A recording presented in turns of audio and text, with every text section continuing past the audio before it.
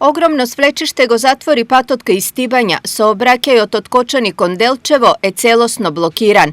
Teren te nebezbeden, kamenja se rušat na sekoj 5 minuti i zato vozilata se prenosočuvaat preko alternativni saobraćajnici. Znači na pad A3 vo 13.00 na den 11.7.2019 godina zatvoren je za saobraćaj magistralni pad A3, делница село Истибања Брана кан Иванци, поради голем одрон и опасност од паѓање на уште поголема количина на одрон. Така да сега имаме алтернативни патишта за одвивање на сообраќајот за леки возила и полутоварни возила, Виница, село Бигла Делчево, додека за сите видови на теретни возила, Виница, село Смојмирово Делчево.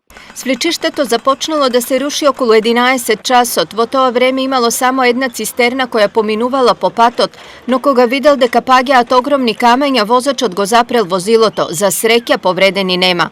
Од безбедносни причини патот е затворен за сообраќај. Од утре пристапуваме кон расчистување, меѓутоа имаме поголема количина, да не кажем околу 2000 кубни метри, така да ќе видиме како ќе оди динамиката.